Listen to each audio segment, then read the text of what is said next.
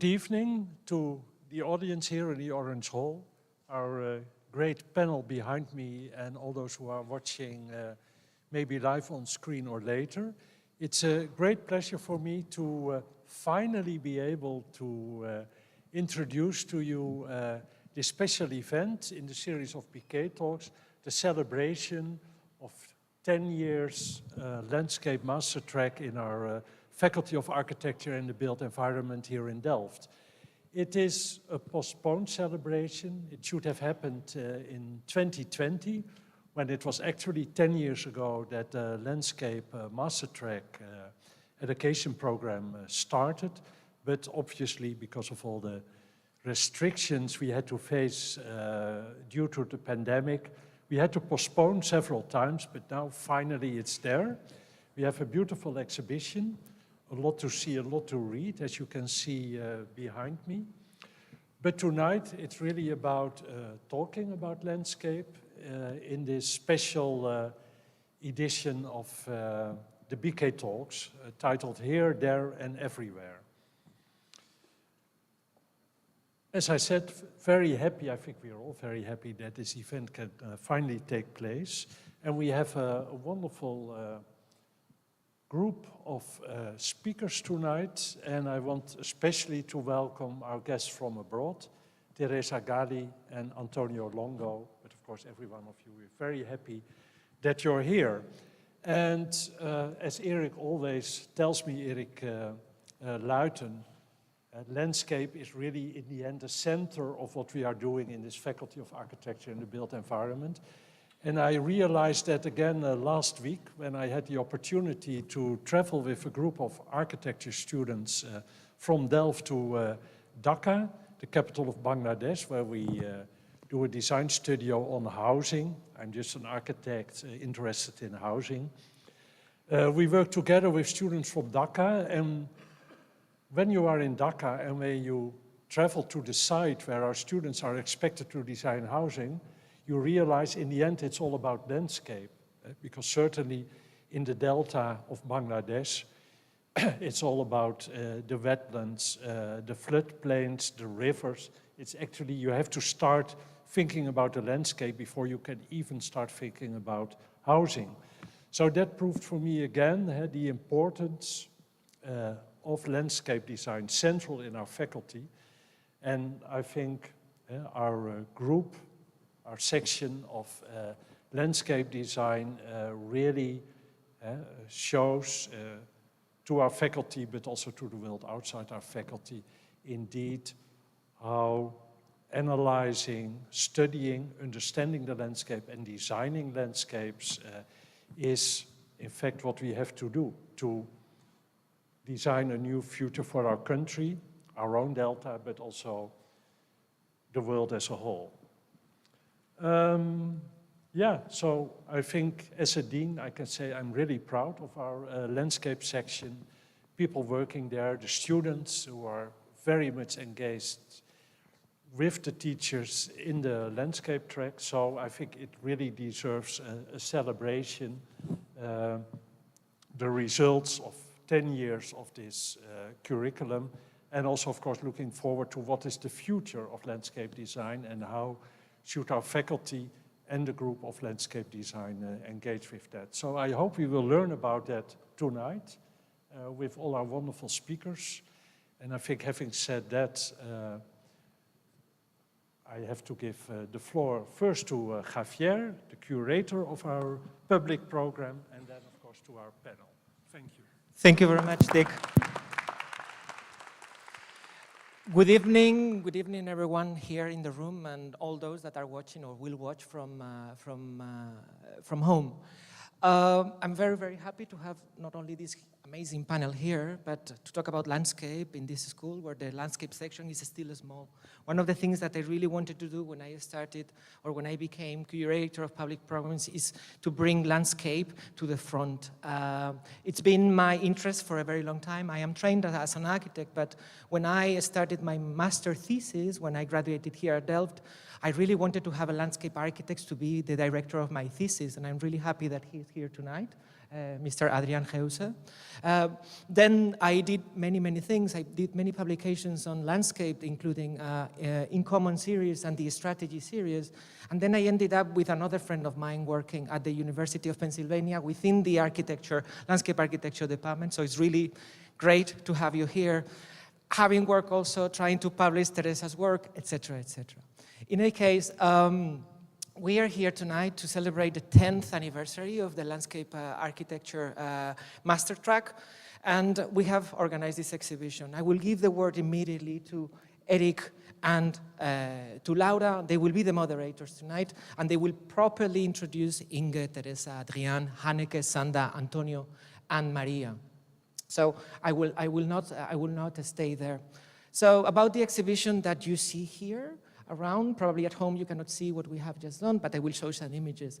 Our idea was finally to take the book. It celebrates, the book that celebrates those 10 years. Inge will speak about it. What we have done is to show the work that the students have been doing. No? These are images that Eric just sent us, no? And I think it's really important that we all remind and we all remember that the work that we are seeing tonight is the work that you, the students, have done. I see many smiley faces because I see yourselves being featured probably on those images, no? So this is the book that has finally been published, and Inge will explain how it works, and we have worked for the exhibition throughout this book. And what interested me the most is probably not the graphics, and I don't have anything against them, of course, but I was really much more driven by the words. And for that reason, we decided to make that wall of text. I think it's big enough when you sit down in the couch to really try to learn from what the different members of the landscape architecture section staff have actually written. Those texts are in the book, that's why we have picked them. I think it was really, really a driver, no, to talk about words and not only about images. The images, of course, are there on those tables. We have displayed these tables, and I have to thank very much L.X. which you never see. This is his idea. He told me, well, we can make a polder, let's do polder culture out of the design of the exhibition, and this is what, in a way, you see there. And it's funny because some of the images that you are seeing there of the Dutch polders do actually or look like or are similar to the ditches and the grounds liberated by the ditches, etc., etc. We thought about it in that way. I don't know if that's literal or too literal, but anyway, it's what we're thinking of, no? And then we have divided the work into the 5 themes that the book is talking about: exploring, understanding, conceptualizing, modifying landscape. Finally, we decided that we had to bring those beautiful plants that are in the offices of the landscape architecture section. We love them, and they are here together with us. In the beginning, I would think that, oh, let's do a landscape exhibition and bring green. I thought it would be maybe a little bit too tacky, but actually, it's great. I think it's really, really good. So we have the green walls, we have everything, and these plants are here with us tonight. I hope that you understand a little bit the concept of the exhibition, but that's it. I'm going to give the word to Eric. He will drive us through the evening together with Laura. So with no more delay, thank you very much, and let's enjoy the session. Thank you. Yes, I will take this position as well. Just briefly to say to you, welcome to this special evening, early evening. As Dick was saying, a postponed event that now is actually taking place, so we're thrilled. I do remember that we sort of set up a list of things to do, events to organize, manifestos to be published in relation to the 10th anniversary of the MSc-track, and then COVID sort of blocked everything. It sort of led to a complete collapse of all these initiatives. And I remember we had a list of 9 when we discussed this, and then I said, what would be the 10th? And then Bieke said, maybe we should take the opportunity to produce a sort of kaleidoscopic book on what we have been achieving, what students have been producing over the last 10 years. And that fell into a sort of a fruitful or fertile soil, this idea. And it was happily adopted by Bieke herself and by Inge. And Inge, this is, I would say, the moment in which you, on behalf of the whole section, would explain us, tell us what this book is about and how it's built up. So the floor is yours. For those of you who don't know Inge Bobbink, she's associate professor at the section of landscape architecture. Together with the group, developed and coordinated the track over the last years, dedicated a lot of time and energy and effort into this work, this job. And besides, also was, let's say, responsible for active tutoring of students in the bachelor, the master, and the PhD stage. And she's also a researcher on, and that is always something to be clear about, the identification of landscape architectural and sustainable values in traditional water systems worldwide. So please, an applause for Inge. The floor is yours. Thank you, Eric. So, I have not enough hands to hold all this. I first want to show you the book. Here it is. And I don't know if many of you made a book yourself. It's a hell of a job, really a hell of a job. And we are 10 authors, more or less. Everyone has to contribute, or we ask everyone. Timing was not always good because we have to teach our students, we have to do the research projects, etc. So it's something which we needed to fiddle in.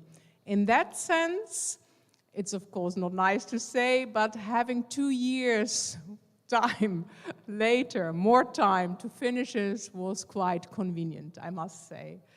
But anyway, this book is really about the first 10 years. The first 10 years in which we had to find out what is a landscape architecture track in Delft. It's not something totally unknown because we were here for many, many years. One could say 1948. There was a landscape architect professor here in Delft, so it's not an unknown subject, not an unknown discipline, but it was always a kind of sidekick, one can say. It was something to provide architecture students with information on landscape architecture and knowledge of it. But at a certain moment, there's a long story about it, it's all in here.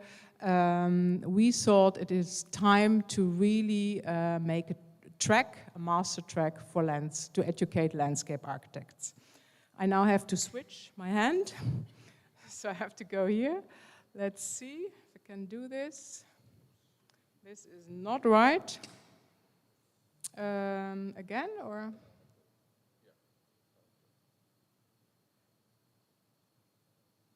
I don't know. I need a help hand here. Why doesn't it work? Other way around. We go back to it. Because in the end, I think we should say everything you see here are also images from the book. And I shortly will explain you what the book is, different maybe than the exhibition, and what is a kind of extra layer to the exhibition. So let's see again. Yeah, here this is, as you've seen, the cover of the book, 10 years. So let's see if that works. No, this one, yeah. And we kept it quite simple. So we wrote a profile, so who are we? Who are we in all these years that we at this faculty and that we slowly developed the master track? You can read all about it in the profile part. The work part is a main part because it's all about the work of our students. And we think it could be really nice after a few years to look back at the book and to see how it maybe changed over time and maybe in 10 years' time is totally different work. So we need to have the material in order also then to analyze how this profession changed. And I think later in the discussion we will get to it because we are in always in process. As you know, process is one of the main topics of landscape architects. So it's all about work of students, and we didn't want to take projects and just to explain the projects. I think we know all of that, and especially for students, it's quite common explaining a project from A to Z. We just took snapshots and tried to put different images next to each other. I will show you. And then the third chapter is about the people. So who are the people, who were the students, who are the teachers, etc. So this is an image where we can see in these 10 years where students come from. And I think if you know the globe a little bit, you directly recognize that we have many Asian students. This was something we didn't expect from the beginning. We thought, as building up here with the colleagues in the first row, the track, we thought, okay, we really get these students from the bachelor and Delft, and they will all choose landscape architecture because we think it's the nicest discipline in the world. But that was not the case. So we started with a small group, I think of 11 students, and they came from everywhere. We didn't even know how they knew that we could do landscape architecture, but they came. And this was a tendency that many Asian students were interested in it. And the argumentation often is, of course, because TU Delft is known worldwide and they expect good quality from us. And I really hope, and I think we know that most of them were quite satisfied after graduating from the track, and we are still in a very good contact with all these students. So we are quite small master, we're growing. At the moment we have about 60 to 7 students.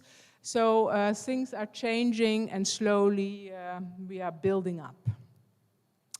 There was also already mentioned, I think Javier said it, what he finds interesting are these words. Of course, we talk with drawings. It's important for us. Maybe one drawing can say more than a few words, but still, we of course need to find words to really go deep into the material. So for that reason, we ask all the colleagues randomly, put some of the topics you are interested in in the book, write a little piece about it. And there were really very nice little small essays for everyone. Just, let's say, before you sleep, take one word, read it, and think a little bit about it. We are quite sure that it's not complete, of course. We could come up with many, many more, but there are some of these keywords which really are from our heart, you could say. So please read them.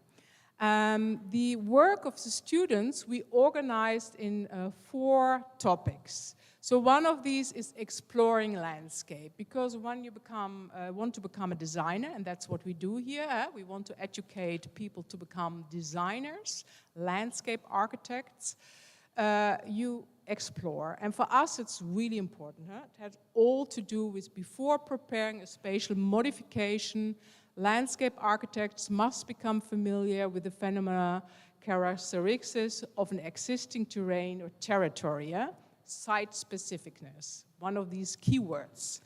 And what we did in the book, this is a page from the book, we took just randomly 2 images from students' work and the way students explored. We don't have only this one way. We try to challenge students to explore, let's say, themselves, their way of finding. So one is really in the terrain, mapping literally the sand and the traces in that. The other one is with words, mapping a city.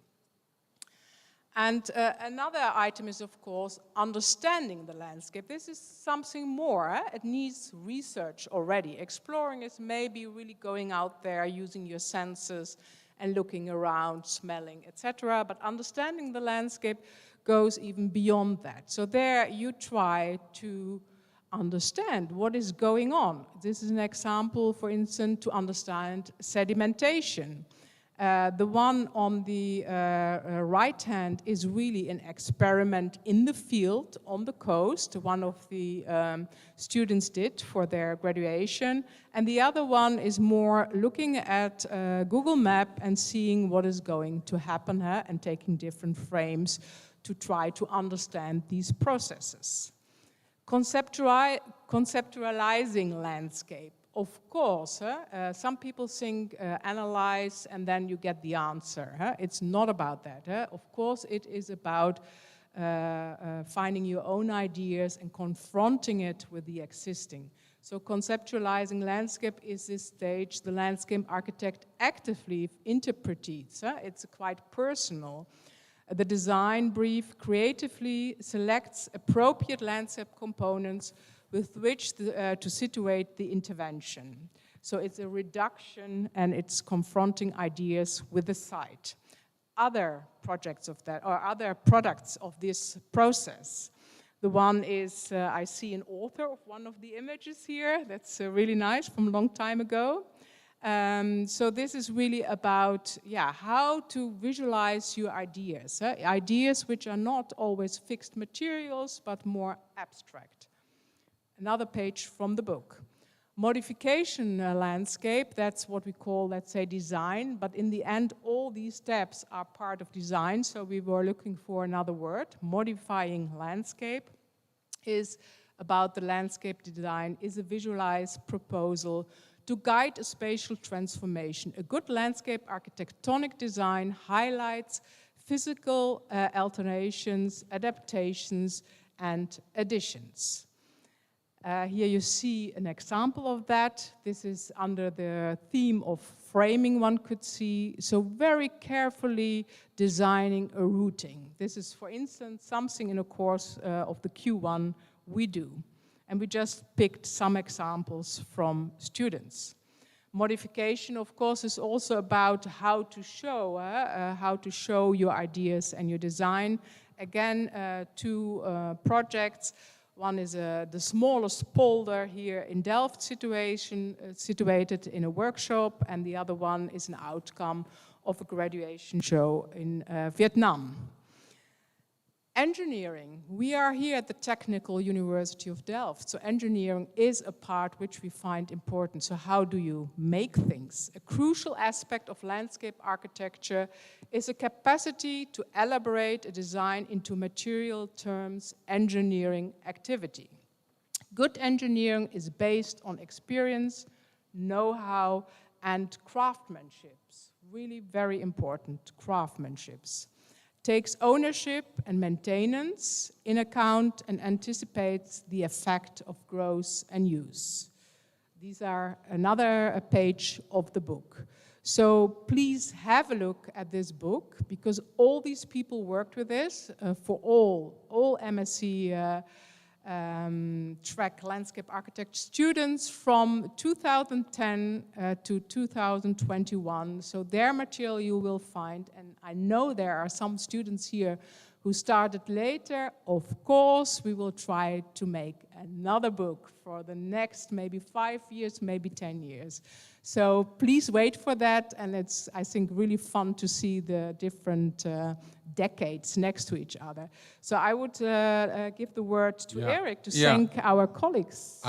This is the moment I would say to at least illustrate and confirm that this is a group effort by expressing my gratitude to the section as a whole.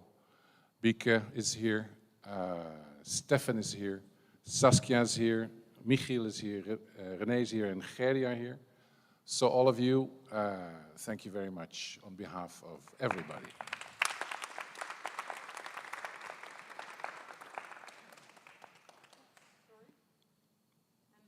To finalize. Is mine to give the book to our dean. Yes. Yes. So Dick, please, you are the first one who will get the book, and we really hope that you enjoy it. And I will. Yes, you. You're welcome. There you go. Okay. So thank you for the attention, and yeah, have a look at landscape architecture task, and it's a lot about fun being outside in the field and yeah, enjoying yourself. Thank you, Inge. I can assure you it has been quite a job to compose this book. And the result is a stroboscopic experience, I might say. And it beautifully summarizes, selectively summarizes 10 years of intense efforts in education. I hope you will enjoy it.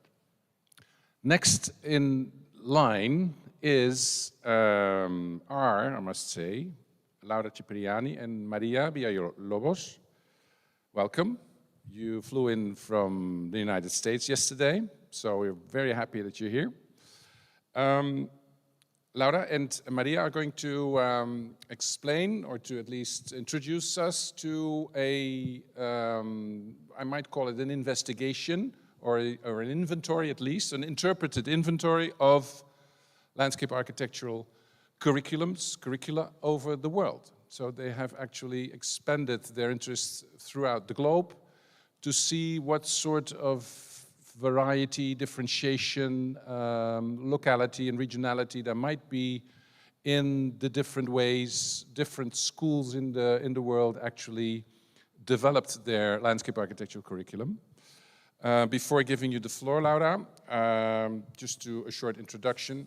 Laura is, since almost 2 years now, an assistant professor in the section of landscape architecture. She taught in several places in Italy, among which the University of Venice and the Politecnico di Milano, as well as in Singapore and University of Padua. And she has also been visiting, you have studied actually in Harvard Design School, and graduated there in landscape and urban studies, and has a PhD in urbanism from the University of Venice. She was awarded the European Union Marie Curie Research Grant in 2009, and since 2014, she has had the Italian Associate Professorship title. Also in 2008, Laura founded Super Landscape, a landscape and urban design firm. Maria is assistant professor in ITT Chicago. She holds a master from Harvard and a PhD in landscape architecture from Versailles. She has won the first prize in the Venezuelan Architecture Biennale, which was, if I'm well informed, the first time a woman actually got that prize. So that was an extra achievement, I would say. She serves in the Lincoln Yards Advisory Council and in the Committee on Design for the Department of City Planning in Chicago, and as core member of Dark Matter University. And what that is, I would love to hear more from that, about that. But first, let's dive into your research work. Laura, please.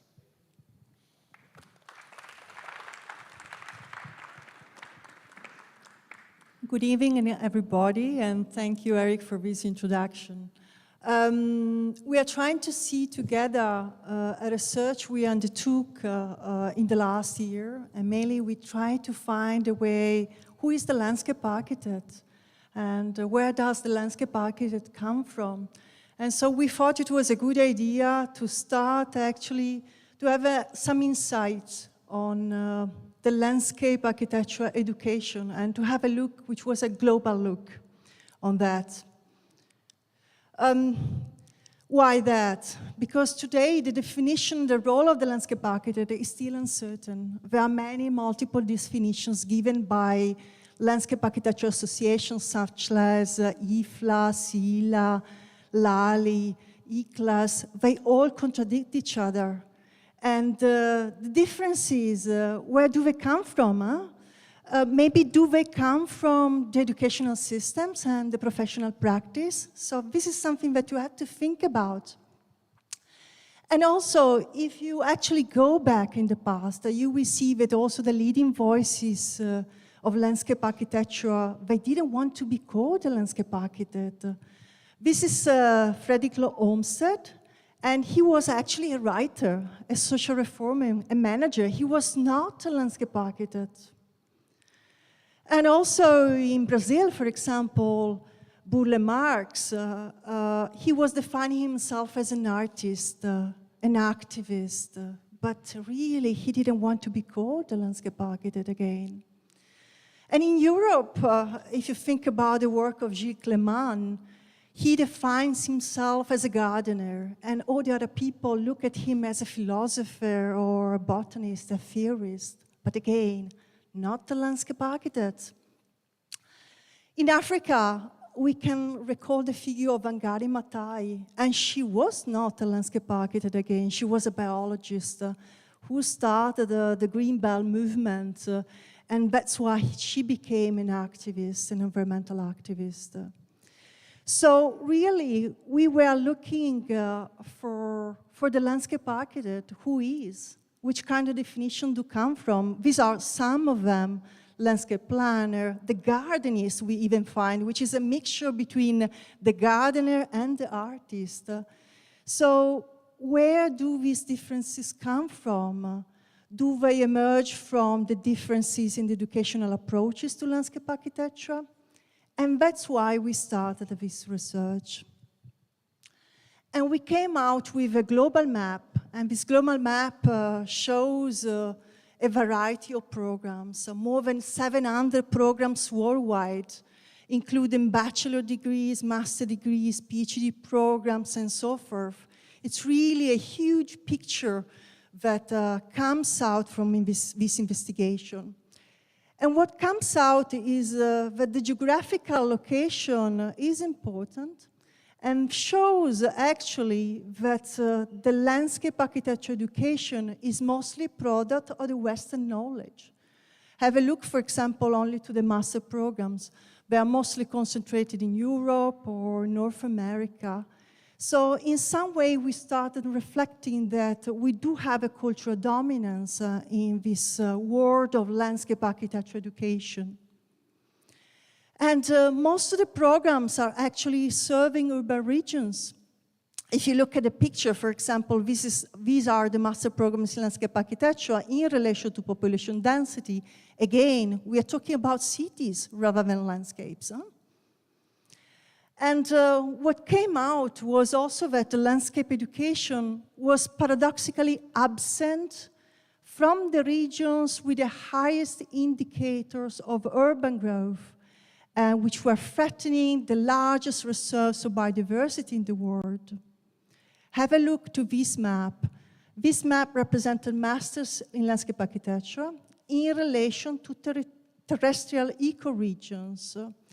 And if you actually look at this map, you will see that we are referring mostly to a particular kind of landscape, which is the broadleaf forest. And so North America and Europe do have a responsibility in the gaze we look at the landscape, because we are mostly talking about one landscape, two landscapes in this variety of terrestrial ecoregions. Of course, this picture is influenced by the fact that most of the programs are in regions in the northern countries of the world where we are wealthier, and of course the population with a completed tertiary education is wider. So in this global picture, we found out that it was really crucial to have a look on diversity and to look in particular on 10 masters in landscape architecture around the world, whose criteria was diversity in itself. Thank you, Laura. Thank you for inviting me to work with you on this research. Thank you, Eric, for the introduction and everyone.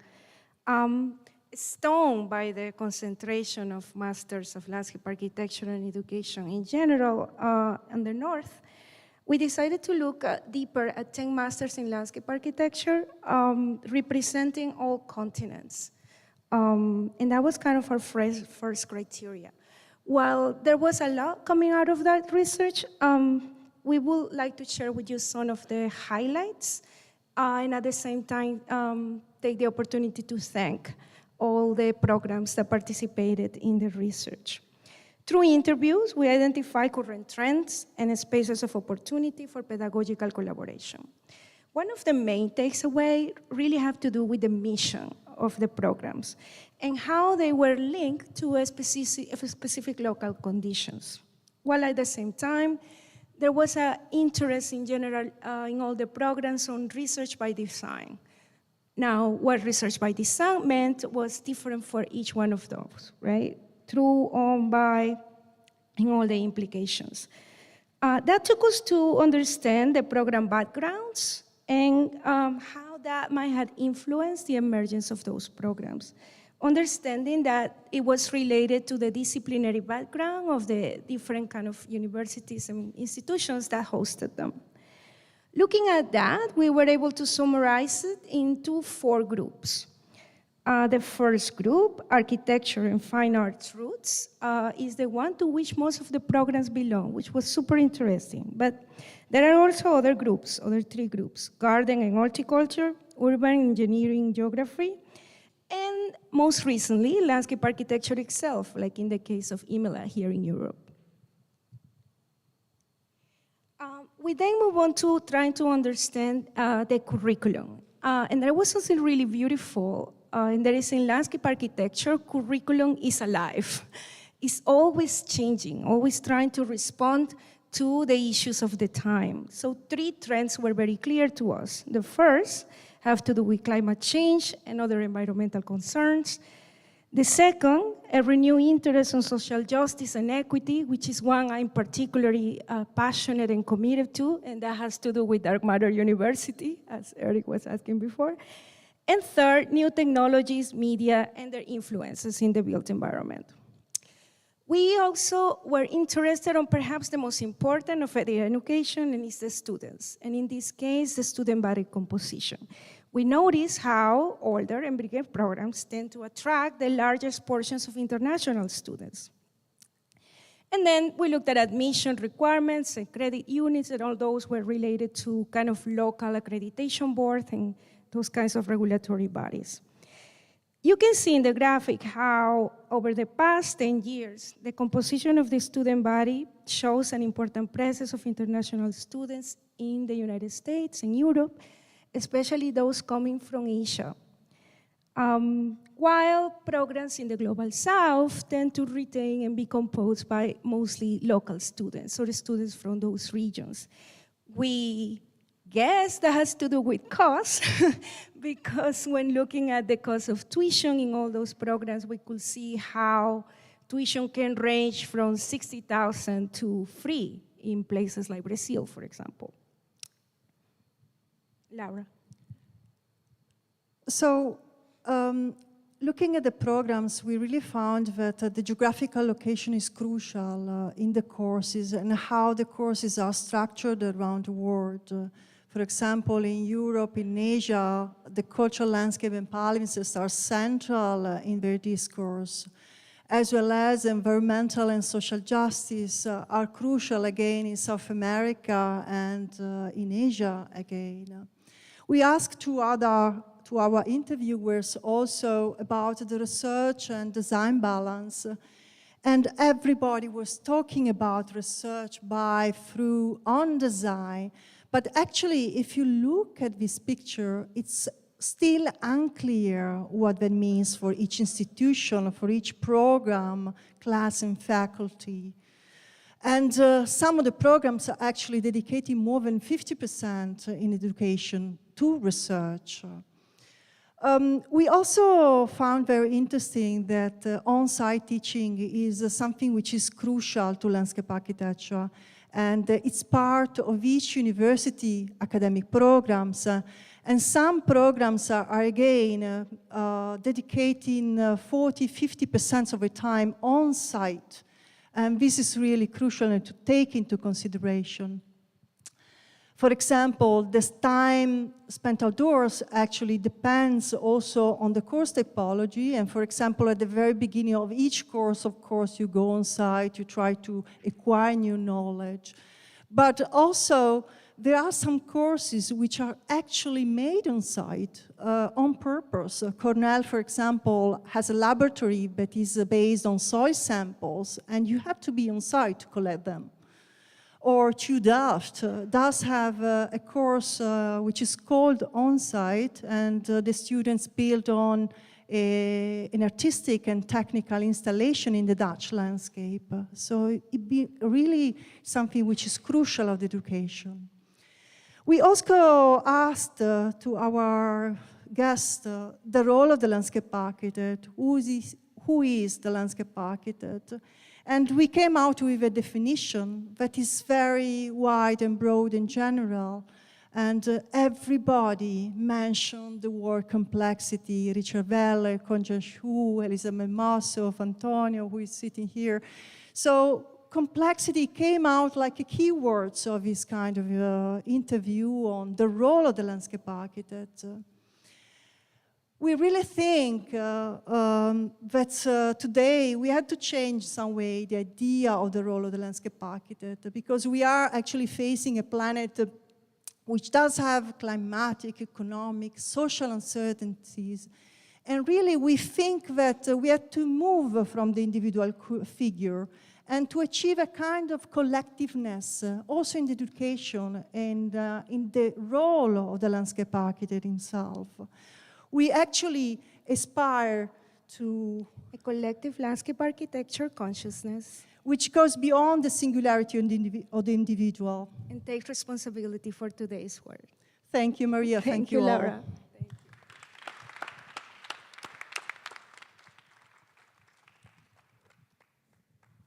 Thank you very much, Laura and Maria. This could be regarded the sort of an upbeat for the two talks we're going to have, two discussions or conversations that we're going to have. And that is also the reason why we invited these colleagues that are now seated here. Let me first introduce them to you, just briefly. Teresa, there you are. Gali Izar, Program Director and Professor of Landscape Architecture at ETH Zurich. Originally Spanish or Catalan, I might say. Agronomist and Professor of Landscape Architecture. She received degrees in architectural engineering and did a postgraduate in landscape architecture in the Escuela Superior de Agricultura de Barcelona. Am I right? I'm right. Galiza is principal of Arquitectura Agronomia, a landscape architecture firm founded in 2007 with Jordi Nebot, located in Barcelona. So you still work in Barcelona and in Zurich at the same time. Okay, and now you're in Delft. Prior to the appointment at Zurich, Gari Isa was an associate professor of landscape architecture at Harvard University and University of Virginia. She also previously taught at the Escuela Técnica Superior in Madrid and the Universidad Politécnica de Barcelona. No, that last was a mistake. Okay. First, the other foreign guests. Antonio, welcome. Antonio Longo is an architect born in Milan in 1966. It's a good building year. He's associate professor of urban planning at the Department of Architecture and Urban Studies in the Politecnico di Milano. He coordinates the Master of Science program in landscape architecture at the architecture faculty of Milan. His research topics mainly concern the role of open space and landscape design in the reorganization and regeneration of contemporary territories, disciplinary integration, and the forms of project in processes of spatial transformation and landscape management. Wow. That's something. Sanda. Sanda is Sanda Lensholzer, full professor at Wageningen University, principal investigator at the Amsterdam Institute for Advanced Metropolitan Studies, AMS, in which also the Technical University of Delft participates, especially this faculty.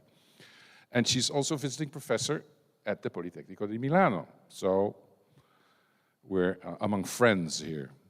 She studied landscape architecture and urbanism, after which she was a designer at landscape architecture and architectural offices in the Netherlands and in Germany. Where did you graduate, actually? It doesn't say here.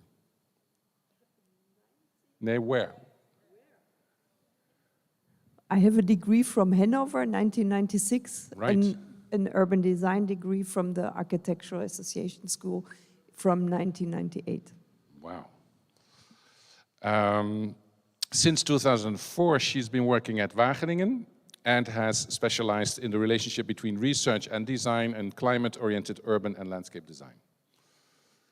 Next to her is Adriaan Geuze, professor in landscape architecture at the Faculty of Architecture in Delft, just since a few months. We're happy to have you, Adriaan. Good that you're here. He is, as we know, founder and principal of the 3 branches of West 8 in the Netherlands, North America, and Belgium, and has, over the last 35 years, gathered a tremendous experience in the fields of landscape architecture, urban design, and infrastructure design. He has realized more than 200 projects throughout the world over the last decades. He received numerous awards and prizes in the Netherlands and abroad, and frequently gives lectures and teaches at institutions worldwide. So maybe Adriaan brings in a larger picture of what is to be understood as landscape architecture education. And that thing, I think, concludes the... No, Hanneke, I'm sorry, Hanneke, I left you out. Hanneke is landscape architect and heads at the moment, the MSc-track in landscape architecture at the Academy of Architecture in Amsterdam. In 1995, graduated from Wageningen University and has since then worked for various employers, among which Hosper in Haarlem, and was founded in 2019 her office called More Landscape. She's specialized in urban public space with a particular strength in concept development on all possible scales. Wow. Besides her role at the Academy of Architecture, she's member of the Quality Committee of the City of Utrecht and member of the board of the N.H. Bos Foundation. Welcome, Hanneke. So, we will move on to our next topic, which is the debate on landscape architecture education. This topic was prepared by Laura, and it sort of refers partly to what you found during your inventory work that you previously explained. May I inform you that questions are allowed, but we will give room for questions and remarks and observations and protest if you want after the 2 separate debates, okay? So hold your horses if you feel that you want to contribute. Laura, the floor is yours. Thank you, Eric. Before we start with some of the statements with our guest, I would like to point out this image where you actually see the more than 700 programs in landscape architecture worldwide. And if we look at the European context, we are talking about almost 400 programs. So it's a very wide picture that we have all the programs which are present in Europe.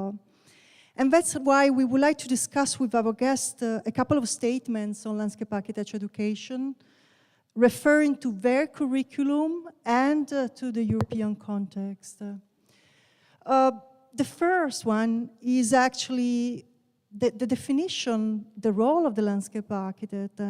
The statement came out from the interviews we had, and it says that the landscape architect can handle the complexities of today's world, has interdisciplinary and holistic knowledge, and will have a growing responsibility in the future. I would like to ask to our guest, how is that reflected by the setup and the core characteristics of your curriculum? How actually your curriculum responds to current societal and environmental demands? So this first question I will ask to Antonio Longo from Politecnico Milano to reply to us. You to have your microphone. Yeah, thank you. It's open. Okay, thank you very much. We started 5 years ago, with our master. And the problem we had was not to outline a new profile of landscape architect, but much more to find some professional and academical profile which is able to collaborate with other profiles in the field of landscape architecture. Is a different things. In one side, we have the problem in Italy to have a very weak profile of landscape architecture, or landscape architect. In other side, we have just 4 master in landscape architecture in Italy, and it's not the most popular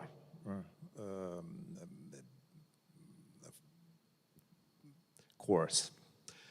So, what we decided to do is to work between and melting approaches inside our polytechnic, so using a polytechnical approach, at first melting different departments, and also different schools. We, a Politecnico, work with the University Statale, which is in a different, the place where we have the scientists, the botanicals, and also the geologists, and so. And it was a necessary way to start a work to define a field of collaboration, imagine something like clearings where different ecologies are crossing more than in a very specific site, which is the landscape architecture. So we work now in a 2-year master with 4 studio and many other courses, but all are place of collaboration. So you do have integrated studios where you have transdisciplinary knowledge in each of them, right? Yes, absolutely. We have at last 3 people for each, 3 teachers for each studio, and 2 for the thematic courses. Generally, 1 teacher is a landscape architect or urban designer with a strong attitude to landscape architecture, and the other 2 are, according with the thematic, with the thematization of the studio, are hydraulic engineers or botanists or other specialists in this sense. And generally, the 3rd is more oriented to the territorial issues. And you were mentioning beforehand, actually, that you had 3 keywords in your master program that led your master in the building of the master itself.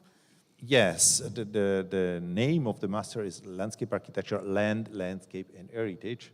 It's important to know that we have one condition in Italy, which is the massive presence of the landscape. So the bel paese, we say in Italian. So, the beautiful land. So Italy is landscape, despite the presence of landscape architecture. So the risk is to work only on heritage, on conservation, frozen the situation without having the capacity to image a possible future and also a proactive attitude and design attitude in the landscape. The fact pushed us totally in a different way, and the fact is exactly the map you showed. We are in an international master. We have 70% of Chinese students, 20% of every part of the world, and just 10% of Italian students. And the idea to preserve, to conserve, or just to look or describe the landscape is out of every discussion. We cannot work in this way. And this is very interesting because producing a different point of view, at first in our faculty, in our group of teachers, and a new necessary cultural attitude to the landscape and to the landscape design. Thank you, Antonio. I will move to Teresa to ask her about the curriculum that she has at the ETH and also the student body composition maybe, and what's the core of the curriculum? Yeah, thank you. Well, our program is really new, so it's just 2 years old. And what's interesting about the curriculum, and maybe this has to do with this need to build bridges with science. I would say that the first year, it's a year where we spend time giving the voice to the living systems and to the natural processes. And in order to do that, we have a studio that is mixed with classes, with courses, in water, hydrology, climate, geology, soil science, vegetation, ecology, forest perturbation. And it has been really, really interesting to see what is the state of science.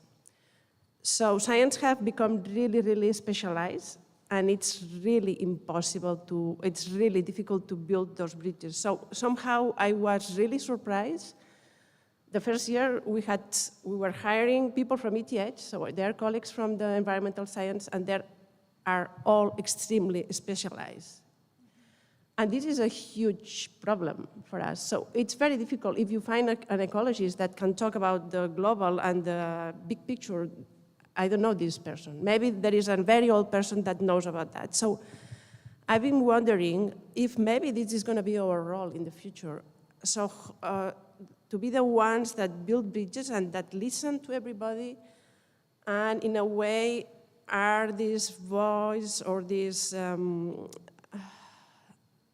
the ones that can listen to everybody and put things together, rebuild what the science have deconstructed. So science are in that state. So how can what is our position as landscape architects? And we have a very specific methodology, which is that we draw everything. So they give us lectures about soils, and we draw. And we are defining a new language through drawing. My theory is that if we give a language, in the same way that architects, they have a language, they know that if I want to draw a door, I have a language. I can draw a door in China, in the States, and here, and everybody understands what is a door. So we are drawing trees, we are drawing soil, we are drawing the capacity of soil of holding water, the capacity of trees of growing, the different stages of development, everything that scientists are telling us, we check with them.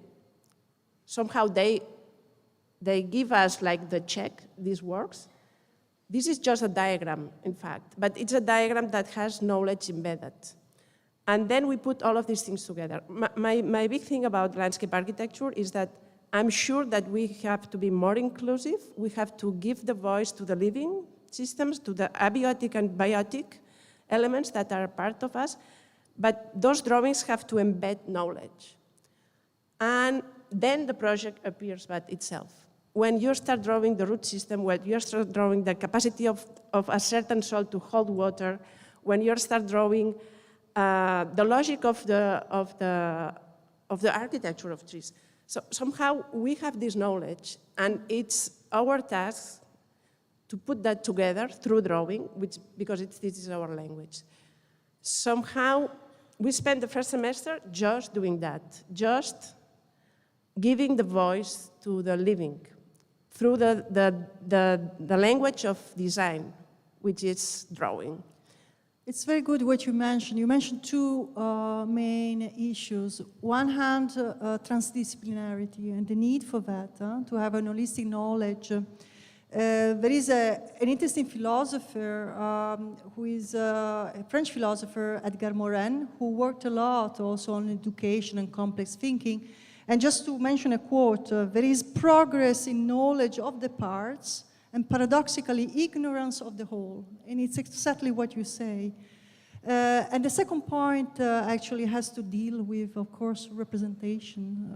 Representation and design, it's actually are the tools of the landscape architect. Going back to the first transdisciplinarity idea, I wonder if you were influenced by the idea of the cosmic education by Maria Montessori. I knew that you were actually a student when you were a child, so I wonder if it did influence also in the shaping of the curriculum itself. No, for sure. So, okay, about Montessori, I have this theory also that when we are childs, so of course when we are adults, each of us belong to a different culture and we relate very differently to our environment. But when we are childs, we are just discovering what's happening around us. And every child in every part of the world have the same attitude about relating to the environment and being actively understanding what's happening around them. And they spend a lot of time doing that. And this is the common ground for me. So this attitude of giving the voice, of discovering, of exploring, of spending time, I think that this has shaped probably the way I understand landscape architecture and the way that I can relate with all of you. And this was allowing me to leave Spain. I'm from Spain, so my relationship to the landscape in Spain, it's just about survival. Spain, it's a poor country. There is no money to spend in landscape architecture somehow, like in Italy. But then I moved to the States, and I have to learn what was the basic, the common ground that we had among the planet, no? And in the States, I thought, okay, they have a gift. Landscape there, it's a gift. I totally understand that they still explode the land because they have everything. And then I moved to Switzerland, and then this attitude on just like being like a kid at the beginning, like a child, I think that helps me to relate to each culture in this planet. So I think that this Montessori thing, this is the beginning of the history. You know? It's like as a kid, you really have a very special way of inhabiting the planet. And I keep that memory as the basic of the profession. Okay, thank you, Teresa. Thank you, Teresa. And since you just started, I was curious to see to what extent you are sort of built-in mechanisms of adaptation, because you learn while doing, while teaching. In what way did you sort of build in this sort of flexibility? Is there a chance to adapt, to modify? Totally changing every day. After this meeting, I'm going to be different. Change sure. again, yeah. No, for sure. But in relation to what happens outside, or on the basis of deeper insight in what the discipline is about? What would be the driver for adaptation, for change? You should see me as a survivor. Okay? Within ETH, you mean? Within it? At ETH, in the world, in the planet, I am a woman, and it has been not easy for me. All of my projects I've done all of my projects through the margins. Through the, sorry? Margins. The margins, okay. Okay, Yeah. so Always in a way, side. I am never in the center. I think that I've never won a competition in my life. And I have more than 500 projects, right, not built, maybe only 50. Somehow, I am a survival, and this is why I just teach and talk about what is super basic. I am this person that thinks that soil are important, that to understand how a root system grows, it's important.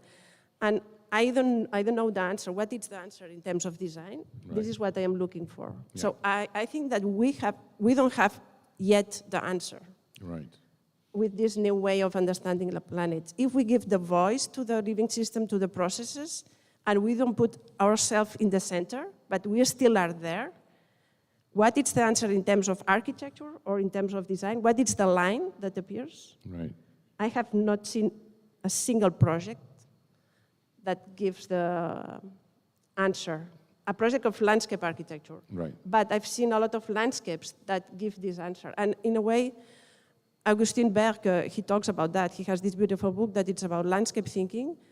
And landscape thinking, it's about this answer that it's like anonymous that we see in the Mediterranean landscapes, or maybe here too, that have to do with this basic knowledge, this idea of survival in a landscape of water. So what is the core of this landscape here? What is the core of the landscape in the Mediterranean, or what's the it's something that it's like invisible, universal, and I think that we should somehow give the voice or somehow, yeah, reroute this landscape thinking. I understand what you're saying. Thank you. So your curriculum is embedded in an architectural school. Sanda, your master track of landscape architecture, which exists, by the way, many, many years already. So you're more or less representing, let's say, first generation master of landscape architecture, at least in the Netherlands. You're embedded in the or in the life sciences context. To what extent does that influence your curriculum? Is it still relevant? Is it substantial in that sense? And maybe also differentiating to what you see around you? Definitely it is. I think Wageningen breathes landscape. It goes through our veins. Right. So, and yeah, we have all the life sciences around us. So we have soil scientists, we have the biologists, ecologists, the climatologists. We have all these people around us that can teach, and I recognize your problem, but we have established a very, very long cooperation with these folks, and they know the kind of level they have to communicate with homo universalis types of people like landscape architects, right. So that they don't just speak jargon and be totally specialized, but that they can also step back and think, oh yes, what do these transdisciplinary people need in terms of knowledge also to be able to do interventions in landscapes? Mm-hmm. So we have all these people around us, and many people think, well, Wageningen is about agriculture and just the rural landscape. That was, of course, the basis, but the fact that we do have all these life sciences also gives us a very, very strong basis in being able to also tackle things like landscape urbanism.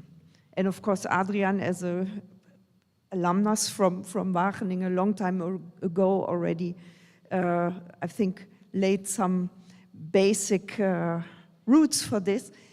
And of course, we carried it further. And I find it very important that we also still tackle the city and use this very deep landscape understanding in designing the cities. And of course, many people know I have done a lot of work on urban climate, so thinking about the airscape.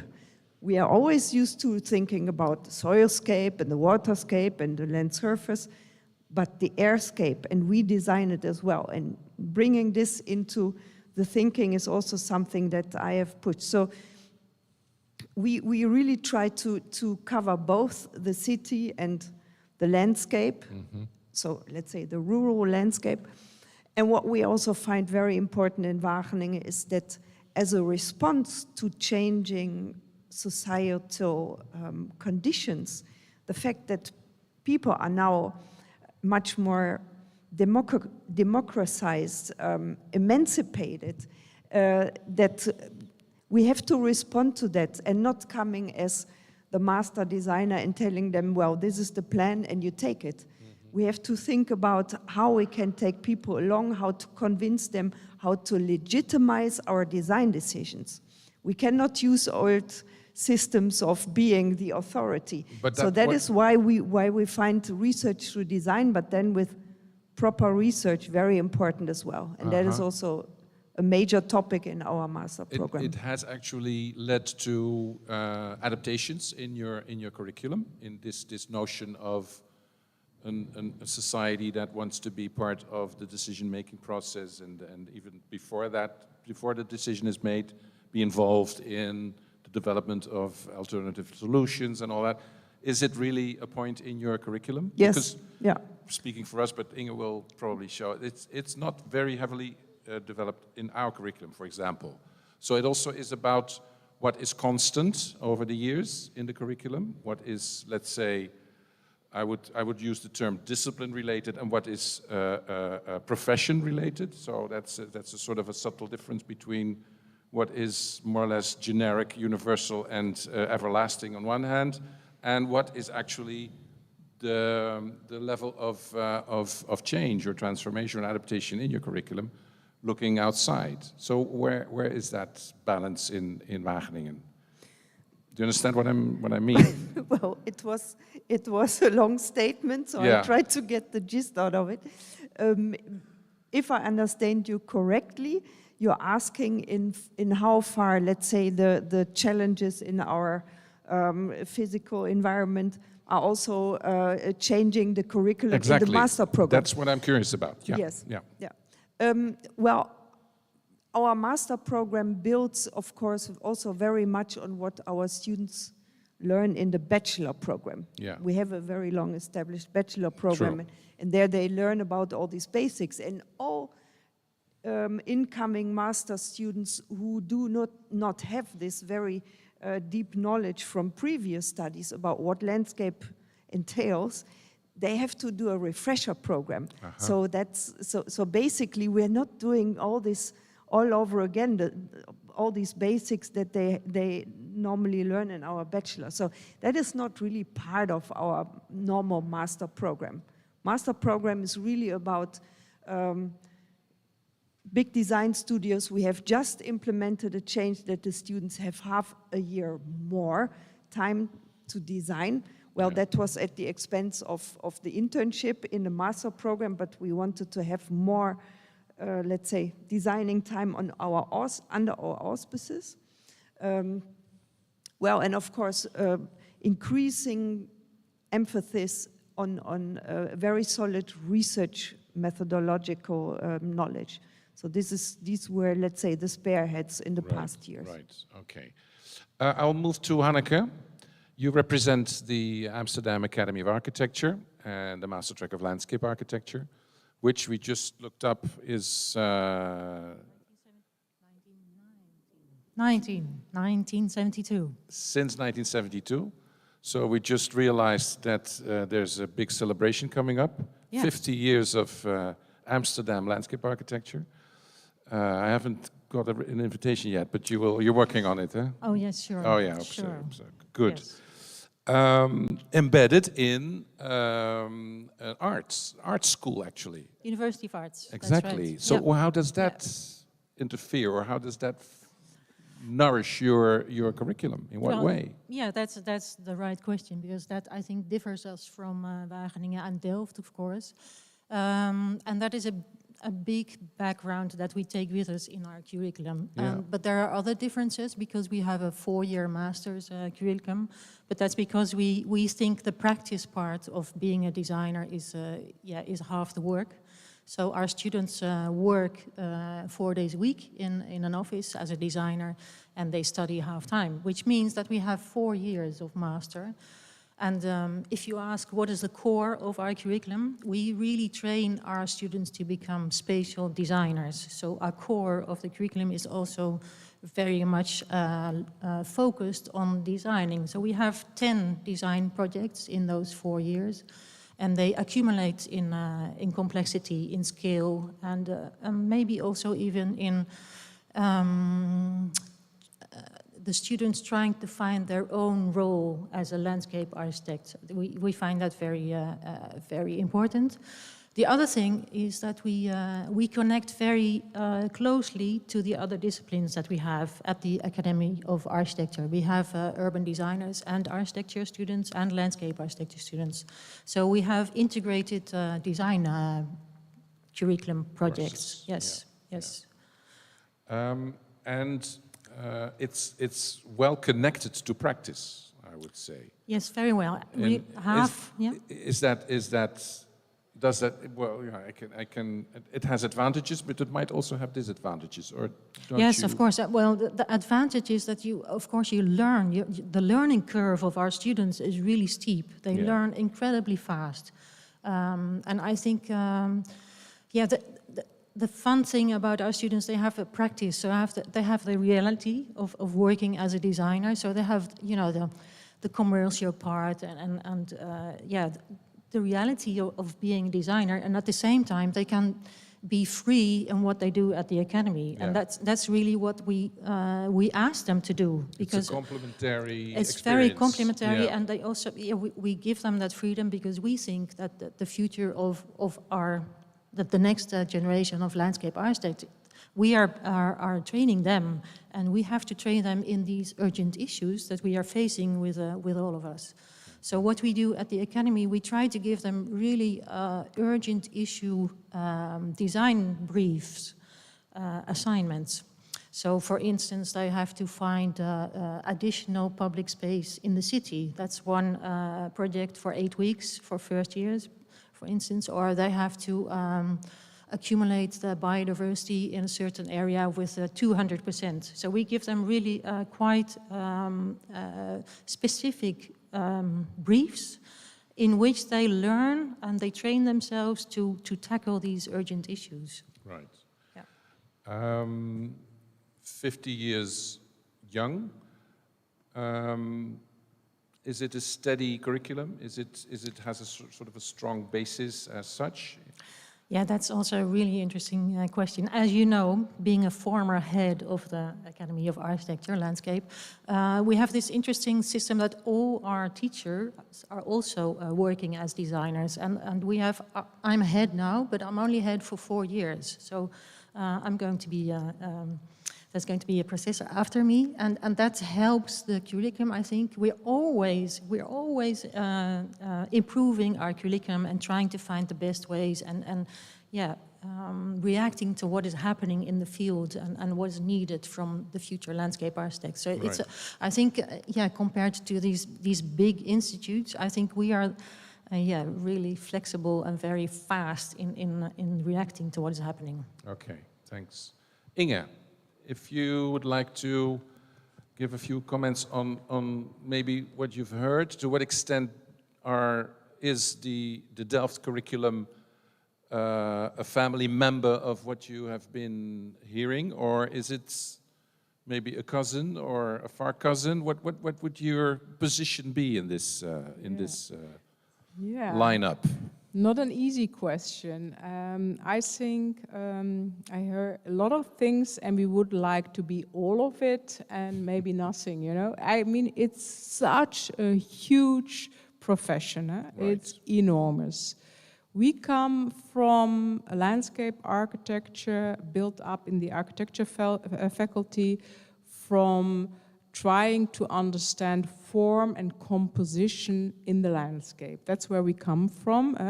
We were, let's say, founded by the work, the books of Clemens Steenbergen, where a lot of us worked with. And we were thinking, okay, we are here in this faculty of architecture and we like to design landscapes. And while we go along, while we started with the track, we thought, okay, this is not the way. So we implemented a lot of this process, time thinking, we implemented a lot of perception and all these things adding up and making it an enormous full curriculum. And we only have 2 years.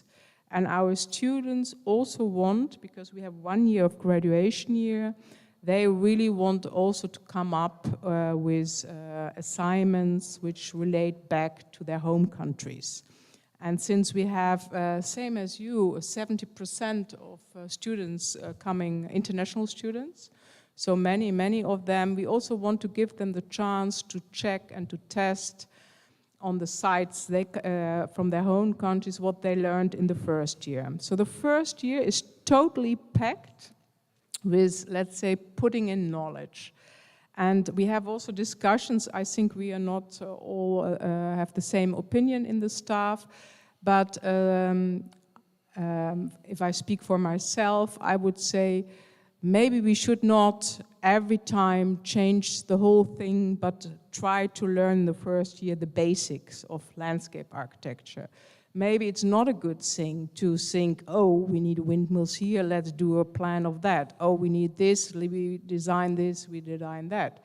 I think we would like more to come up with some fundamental understanding of design, compositions, working with landscape, understanding this whole time dimension and not fixating plans, opening-ended projects, these kind of things. So we try to really bring in some topics which we really find very important for the profession, and it would be fantastic to have more time to discuss and to educate a critical student, which is quite hard at this time, because it's so packed, everyone is so busy, etc.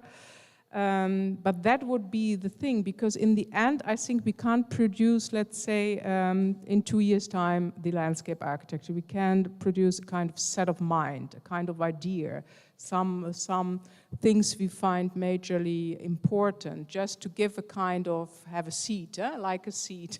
We want to plant something in the young people, which they can develop themselves. Because for myself, I'm teaching here 5 years or 27 even, I'm still learning. It's an ongoing process. It's the same what you said, you have to think again, etc. And in the end, I think we also learn a lot from the past, when we were not distracted by many things, but where we maybe lived in and with the landscape, working on it, understanding it on a daily basis, knowing the seasons, the days, etc. So I think it is also a bit of a mental, a kind of, we are really wanting to feel students to be in a family, to have a bit of a kind of similar idea or approach what matters. Right. I think that's in the end what we can do. Okay. Let's move on to the second topic, Laura. If this one was about, maybe about content and larger significance in a societal context, the second one is maybe more about the methodology and maybe didactics of what we do. Because basically, if you think about in the Western world, starting from the 17th century with the coming of the Enlightenment, Descartes, we come actually to a subdivision on how the knowledge is shaped as well as education is shaped. On one hand, you have the growth of scientific disciplines, so a sectorial knowledge, a scientific approach, looking for objectivity. And in somewhat we forgot the humanistic sciences. So a kind of education which was mostly based on qualitative research, let's say, and which had an holistic approach. In this picture, landscape architecture in some way tried to keep both the approaches. And I think it's crucial to say that in research, in knowledge, and in education. So that's why we have this question. Landscape architecture education should include theory and application, scientific and practical knowledge, analytical and synthetical abilities, verifiable and intuitive approaches, deductive and inductive methodologies. Does landscape architecture education train to design questions or propose new forms of knowledge, or instead solve problems? What is the main focus of the curriculum, your curriculum? I think it's good that we start with Adrian Hers, with this question and what he thinks about this kind of duality of the landscape architecture curriculum. Yeah, thank you. Amazing question. No chance to answer this. So first of all, I would like to share two points of hesitation about, let's say, why it's so complex to answer these things. The first thing is that landscape architecture is a pretty young profession. As an academic field. Maybe the profession is as old as humans, but as academic. And one of the problems of landscape architecture as a profession, academically as well, is that it hardly has a good polemic. It's missing a good polemic. So I give an example. I'm for over 30 years internationally in symposia and in conferences and exchange. And approximately half of these have the subject landscape, or they have the subject landscape architecture. So I've never seen a symposium about a subject like ocean, or the subject of the symposium. There's a new symposium and it's about love, you know? What do you mean? What is the symposium about? What kind of love? Whose love? Where, you know? Or about food. There is a symposium about food. If you want to learn about food, this is a symposium about food. You understand? So, and in landscape architecture, I'm not ridiculizing this. It's very common and very normal that we say landscape and then we all speak the same language, which is, of course, a failure. It's not true. It is, so we need to be much more, if we debate internationally, academically, we need to be more focused. So the subject of education of landscape architecture in the field of metropolitan parks, or in the field of public space in the 80s, or, you understand? We have to be more focused. So the symposium about love in relation to the work of Shakespeare and the failure of love. But this then you know, I want to go to that symposium.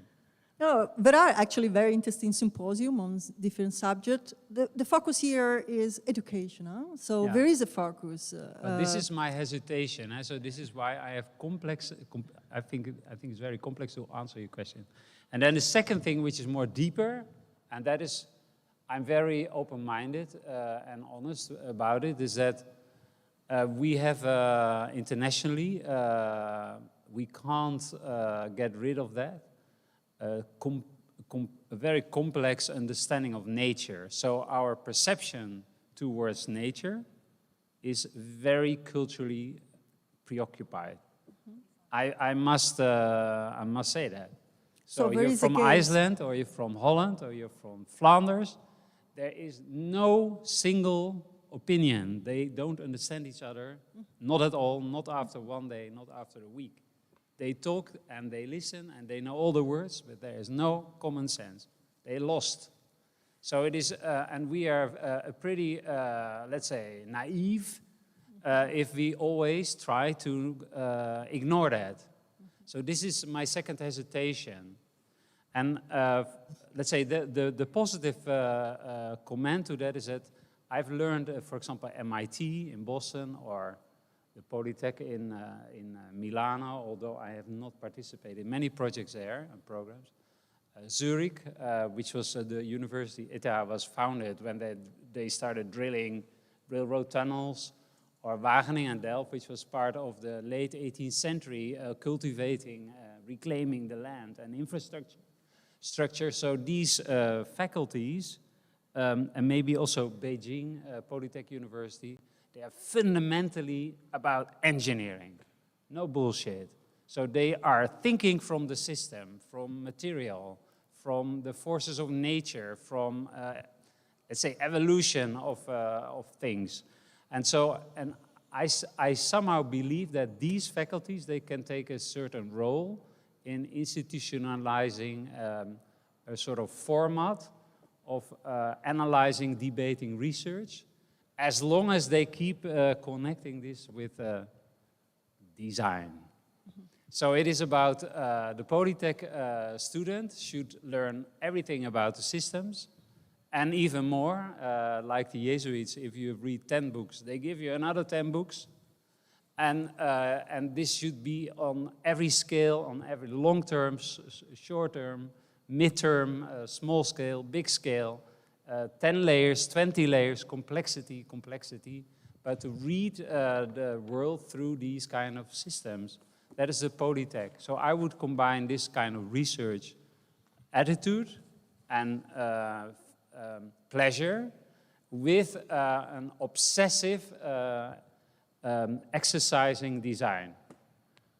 And that is very relevant as well, because if you don't design, there's no landscape architecture. It will not happen. Yeah, and you mentioned actually the cultural gaze, which is actually crucial. How to overcome or not overcome our cultural gaze? Is that an opportunity, you know, to have a student body composition so diverse? so that we do have different cultural gazes in what we look at, how the landscape is, but which does have multiple points of view. Do you find it that is an opportunity, or will you see?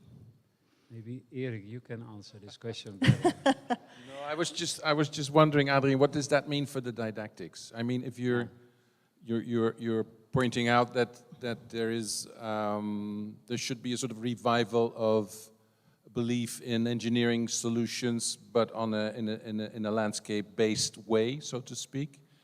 What does that mean for the way you want to educate young professionals? You know, what is the best way to engage them because they're there, they're sitting in front of you, and they want to know what you mean and how they could contribute to that, or how they could enlarge this responsibility. How do you challenge them? What would you do? Well, but you first. I have the answer for you. No, please. No, because I'm an engineer, like you. And yeah, everything is about systems in landscape architecture. So there is no escape. There's no escape. No, you cannot escape. Wherever you think that you are not designing, okay. Yeah. In my opinion, landscape architecture, it's a translation. I see ourselves as a translator of potentials. And once you see a place and you translate this potential through giving the voice to all these living processes that can happen, then you have multiple scenarios. What you are offered to your client to the table, or your voice in this table that you're talking about, the system thinking table, is that you have a lot of possible scenarios. And then let's talk. Let's talk to the guy that thinks about transportation. Let's talk to the guy that thinks about energy. Let's talk to a guy that thinks about communication. And our way to think, it's rule-based. So somehow, I have a certain soil. If I put 10 liters of water, I can have this answer. If I have 50 liters of water, I can have this other answer. And this is a system thinking way of approaching projects. And it's the only answer. It's the only way that we put all the pieces somehow, and this is something that we do at ETH, is that we design like games. So you decide in this translation mode, you decide what are the parameters that are important in each place. In Spain, water, it's a scarcity. It's a good that it has this scarcity. Then water plays a very important role. Maybe here it's just the opposite. It's the too much water. Somehow, in each place, the act of translation is the act of, which is a very important act of design. It's the act of who you are giving voice to in order to create this system thinking approach. And then you have always a lot of scenarios. And we have digital programs that can play with that. And then you start playing, really. You are making this something that we do, that it's like creating this dynamic diagram that simplifies all of this information that we were talking about before, putting the parameters, and then have hundreds of scenarios. And then going to a table and sharing that, because okay, it's too complex. We are not going to be never alone. I think that the future is to work horizontally and to talk to people, but we have to talk with we need the tools to be able to talk to people and to convince people that this matters, and to have big numbers and to have this rigor and this like kind of engineering way of thinking. Does it make sense?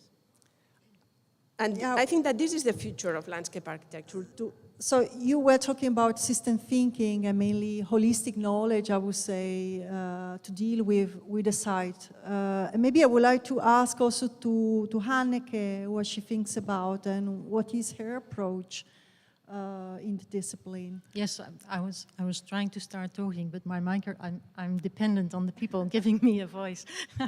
But really interesting discussion, because I think that distinguishes the landscape architect from the other spatial designers. And we are the ones who are supposed to understand the natural, the landscape systems and the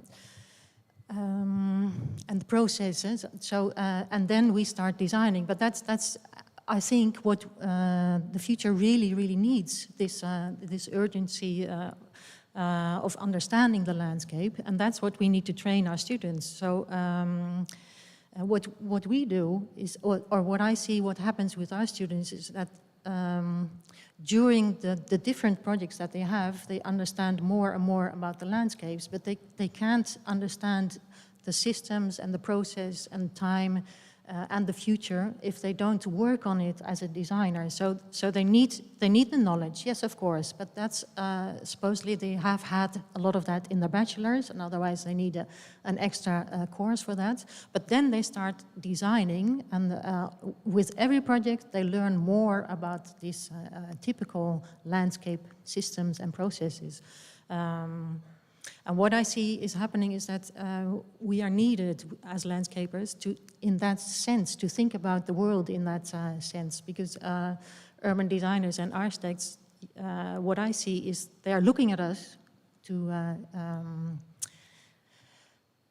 find answers to these urgent questions that we all need to address. So I agree. It's also, I think, just an illustration. The Architect of the Year, by as voted by the members of the Dutch Association of Architects, was a landscape architect. Yes. Yeah. So, as Don Murphy puts it, we've entered the age of landscape architecture, yes, ladies and gentlemen. He's an urban developer and an architect.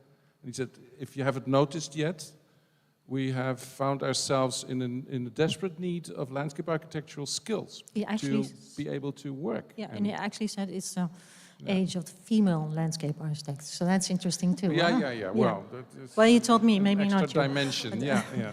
But I really feel that. But that's the thing which is probably the hardest to gain knowledge of. And what I see is that you need training to do that, and not.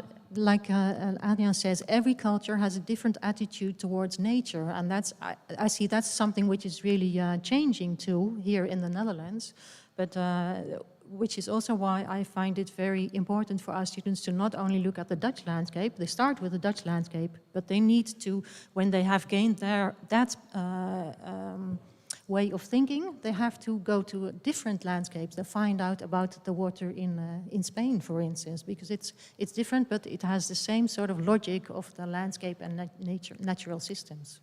Maria wants to add some remarks on this. I love the idea that we enter the era of landscape. I will say that landscape is justice. And I like to think that we enter the era of justice. It's the right to clean air, it's the right to clean water, it's the right to wildlife to be able to cross, to be able to nest, to eat without getting poisoned by mercury. Landscape is justice. And I think that was really profound to us when we looked at the curriculums across the Global South and the Global North. Because it really goes back to that idea of whatever nature is and whatever many natures are. But the fact that landscape is justice, I think our profession walks towards that justice through the joy of design. Burle used to say that beauty is not a lux, it's indispensable to the human soul. So I think that to me, it's a beautiful way to think about the new era. Is a landscape, is the pursuit of justice through a profound commitment to joy. Thank you. Well, how shall we continue? Maybe I would like to hear the voices of Sandra, because she comes with a curriculum with the life sciences, and I think it's interesting. And maybe Antonio would like to add something also on these questions. And on how actually this view of the landscape in your curriculum and in the educational program. So how do you shape it? Do you design questions or do you solve problems? What's your attitude on that? Yeah, okay. I will have a counter question to that, but just about what we just talked about, the importance of landscape, justice, the right to landscape. I think it also shows us the limits that we are getting towards on this little earth as humans. Now we see, okay, landscape and nature is bigger than us. And then we start fighting and it starts becoming a question of justice. I think we have to actually see that we are just these tiny, stupid, little, humble beings on this globe. And we have to play along with landscape. We can engineer it. We can do a lot of fun things with them. I also love this, and not only finding potentials, but also the conflicts between systems. That is bringing about real innovation, I think. And this is where we can all inspire our students. At least that's where our students get the fun from. And then, of course, it should also be artistic and beautiful, but the engineering and the playing around with this, that's where we really, that's at the core of what we do in our master program. So with this in mind and this attitude, I think, yeah, we belong to Wageningen with its life sciences. It's all these nature people, they all walk around in the hiking boots and stuff, so they are somewhat different, so we are also in this bubble. But yeah, people start really recognizing how important that is to see these values and also this humbleness of us as human beings.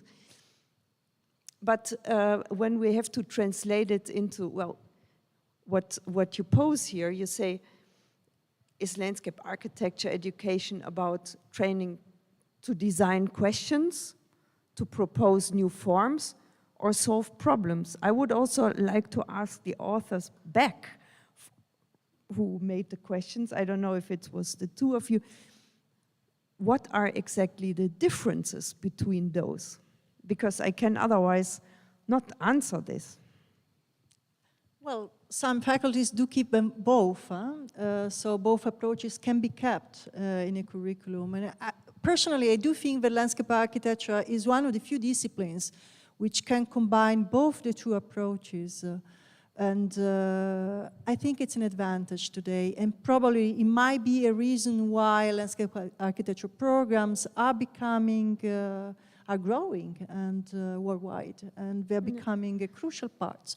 But I'm really curious what you mean. So I think now you're talking about the, let's say, the binarity between generating knowledge or solving problems.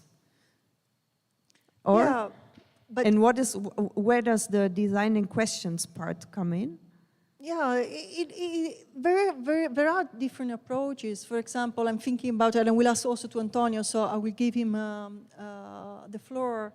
What about, what you think about a site-based solution? We usually think there's a lot to talk about nature-based solution. I would prefer to talk about site-based solutions, for example. And solutions probably, they are needed, but they are temporary.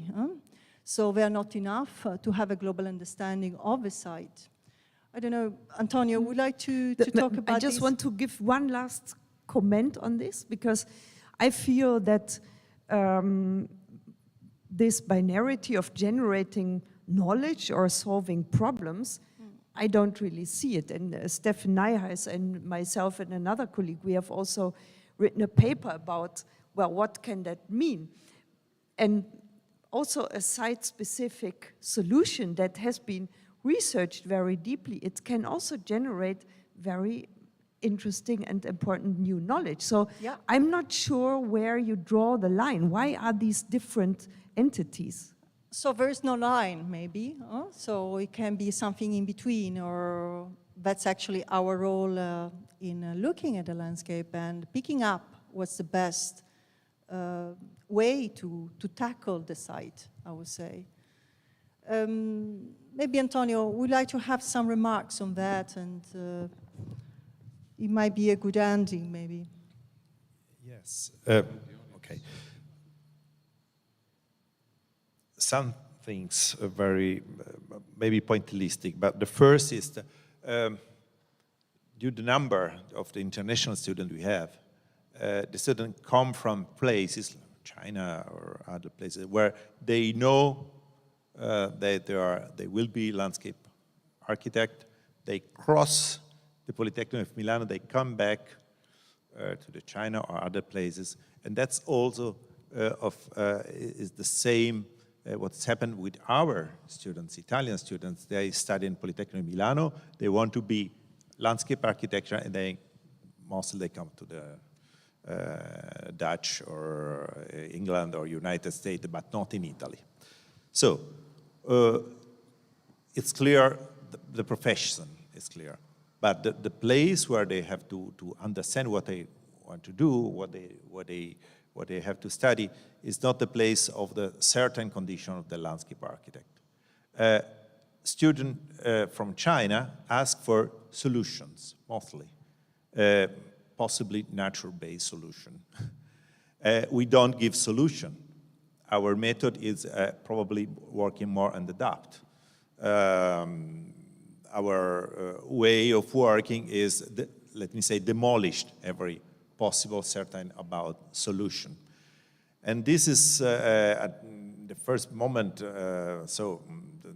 disorienting, but finally is the only one way to rebuild in a site-specific and according with specific issues and according with melting of different knowledge, possible design approaches, combining things. In this sense, our work is doing research, maybe, teaching by research, opening to the professionals' profiles outside of the university. I totally agree with what you say, Antonio, with the fact that we don't have formulas, and landscape cannot be formulas, but you really have to start from the site. Maybe Inge has something to add on this statement, and she would like to join the floor. Yeah, I agree on that. The site is most important. But I just wanted to say actually something else, because what I taste here in this whole discussion, and I'm really a bit afraid of it, and I also feel, I don't know if you say stressed or whatever, but we are not the ones who have the solutions. Huh? I mean, it's really about a much bigger change than we can bring as landscape architect. I think that should be also something we should be aware of. Huh? We really need to understand that we, in the profession of landscape architecture, can contribute, can help thinking, can try to, I guess, also learning a lot from the past. Don't forget about that. And coming up with new ideas and concepts. And indeed, what you're saying, maybe teaching students how to research, how to look for it. But not believing, and that's for me landscape architecture, that we come up with a solution for something, because these problems or what is at stake changes all the time, and it's so complex and so on. There is not one answer, there are many answers. And as specific they are, coming back to the site, I think maybe the better for a while, but keep it open, keep open what the design of we as landscape architecture can do. It is a phase in a long-term thinking, I would say. Okay, thank you, Inge. I'm very curious to see or hear any comments or observations that the audience might have responding to this discussion. Inge was just addressing the carrying capacity of the discipline. You know, we have the tendency to eat everything up as soon as there is a sort of a societal problem which can be reframed in spatial terms. landscape architects tend to say, I will design a solution for you. Is that a comfortable behavior? Do you, as future landscape architects, feel comfortable with that? Do you feel this responsibility? We do have a question. I want to introduce you to Ben Kuipers. Ben is chairman of the Dutch Association of Landscape Architects, so yeah. he has a voice. Thank Ben. you, Erik. Yeah, it was indeed realizing, are we there to save the world? What's our responsibility as a profession, and what's the responsibility for the politics? What can we add to it, and how do we deal with that responsibility? We are engineers, and we can engineer what our leaders ask us to do. Should we make big solar parks? Should we make big wind parks? Or shouldn't we? What is the right thing to do? And how do we deal with those questions where there is no one truth? And I think that's the most important, that we do not think we have the solution. There are many solutions, but how can we deal, and I think that's also what Adrian is saying, there should be more discussion and debate about how we can play our role in the discussion as a profession and dealing with other social issues and political systems. What's the role of the academy, of the university in this part? Anneke. Yeah, it's an interesting question and a good discussion, I think. What I'm trying to say is that we are, and our designs might not be the solution. You're right in that. But our way of thinking, our knowledge of trying to understand systems, processes, our way of thinking in time, in periods, that is something that is, I think, very much needed in all the urgent issues that we are facing. So our way of thinking is needed, and I think we can contribute with that in a lot of issues. And no, we don't have the answers, and we're not the only ones giving the solutions. We have to work together as we have never done before. And we have to include all the disciplines and all the experts and all the politicians. Yes, we have to do that. But we are also the ones who are capable or should be capable of imagining a future and telling about that and showing that, so other people start to understand the possibilities of a new future. So yes, I think we as a discipline, as a profession, in our way of thinking and what we are capable of are very much needed in this period of time. So yes, let's not overestimate ourselves in what we are able to do, but let's also not underestimate ourselves in how we can contribute. Let's not be too modest. Let's not be too modest. And the thing is, what I see, the students that are coming to the academy now, they know perfectly well why they want to become a landscape architect. They know it. They write their application forms. I want to become a landscape architect because they will become so important in our future. And they know why that is, and they have an ambition which is incredible. And I think we've never seen that before in our profession. And yes, I'm moved by that. Yeah. Adrian. Actually, I was a little bit flabbergasted about that we cannot give solutions. You know, you are a survivor now. I always felt I am a warrior. I can't change my brain, you know. Things happen in your life when you're very young, and then you are who you are. But let's say, I really believe that we landscape architects, we have the capacity to make synthesis, to make speculation, and to be shameless. And we express ourselves in very interesting compositions, in drawings, in new realities for the planet, for the city, for whatever. And we should be shameless, and we bring the solutions, and that's what we do, because we are landscape architects.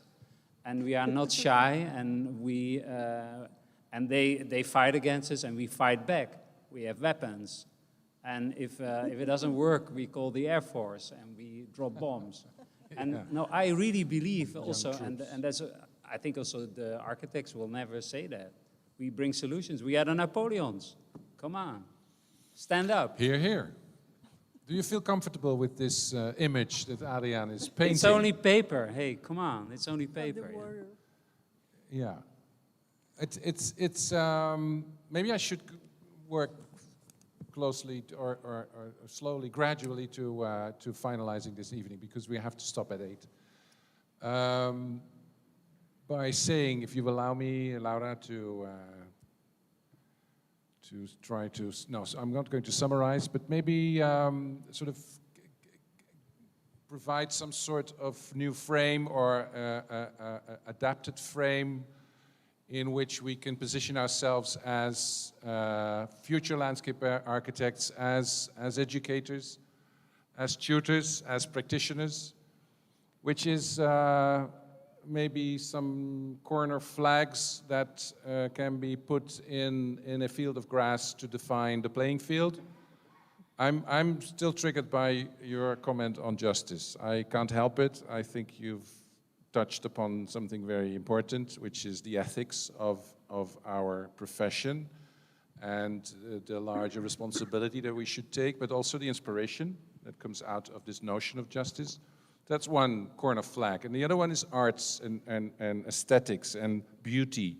I think it's equally important to be aware of the fact that we're expected to create beauty because people associate landscape with beauty. The panorama that should not change, you know? And it has to change, but then in a moderate or precise or environmentally sound way. So that's the second. Third is engineering. We should not be afraid of transformation. Once we understand the systems behind the transformations, we're able to influence them and to sort of rearrange them in a benefit, in a way to support our societal and also individual needs. So that's the third corner flag. And the fourth is nature. We have a responsibility to let's say, a whole complex of ecological interactions. We understand those interactions, and we're able to intervene in those interactions in a way that its condition is improved. So somewhere in this field, and I leave out the goals and the lining and the referee and all the players, just a field with 4 corner flags, in which we as a profession should play our role. And we as teachers should be at least aware of the fact that there are different positions in this field. So that's something to take into account. I want to close off, Javier, by saying thank you, especially to you and your team, Ifra and Lex and the others, for taking the initiative and supporting us full-heartedly with this anniversary, actually, because this is an important moment for us as a section. We celebrate our 10 years anniversary of the track. I want to thank all students. I'm not sure how many participated online, but I hope some, yeah, it's a considerable number, okay, good. Because they've actually been responsible for the fact that we exist for 10 years. So thank you for that. Thirdly, all the colleagues of the section of landscape architecture, and I'm forgetting probably a few. I think that summarizes it. And of course, participants live here in the studio, because it feels a bit like a studio. Thank you for showing up and sharing your attention with us. I'm now seeing probable, plausible, possible, and preferable. That might be the last words of Javier. Thank you very much for the conversation. It was really good to have you here. I keep thinking of the words justice, and I also think of the word future, which you just mentioned, which links very well with the next PK Talks that we are hosting on May 19th. On May 19th, that's a Thursday, we are going back to Thursdays. We will talk about the future. So the title of the next PK Talk is Probable, Plausible, Possible, Preferable. Those words are not mine. This comes from a book, Speculation and Design, that I recommend you to read. We will talk about the future because we need to imagine it, as the subtitle says, before it's too late. We will talk about the speculation and design, no matter if it's architecture, urbanism, or landscape architecture, of course. So this is an invitation for you to think of, in terms of landscape architecture, which is the topic tonight, but what forces affect the future? Is there even such a thing as the future, or are there only futures in multiple? Can we truly prepare for imminent realities and anticipate impending needs? Are designers, landscape architecture designers, of the built environment stunted in their capacity for imagining and elaborating worlds other than what we know today? What might be considered legitimate methods of futuring? Is it possible to know and anticipate probable, plausible, possible, or preferable futures in view of the myriad planetary urgencies of the 21st century? We certainly cannot know what the future will bring, but we, students, academics, and teachers, can no doubt imagine what it might. Thank you very much, and see you on May 19th. Bye.